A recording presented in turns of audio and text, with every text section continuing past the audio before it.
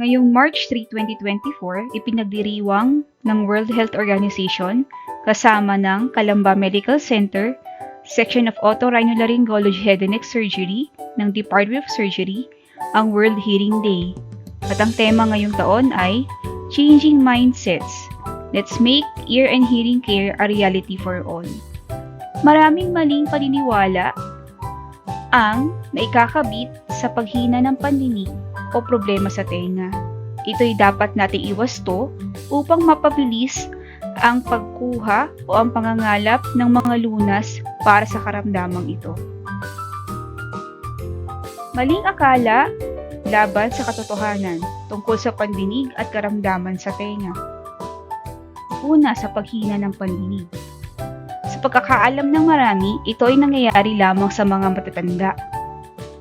Ito ay maling paniniwala sapagkat ito ay maaaring mangyari kapwa sa matatanda at sa kabataan.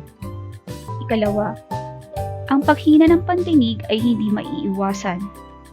Ito ay isang maling paniniwala sapagkat maaaring maiwasan ang paghina ng pandinig kung tama ang iyong paggamit ng mga speaker or anumang head gadgets tuwing ikay nakikinig ng anumang tugtugin or panonood ng anumang palabas.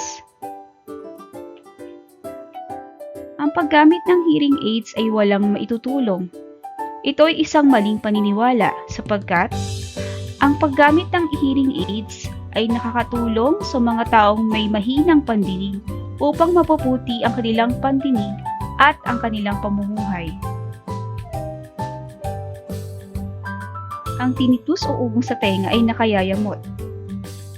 Ito'y maaaring tama para sa nakararami, ngunit kailangan tandaan na ang tinnitus o ugong ay maaaring unang sintomas ng paghina ng pandinig.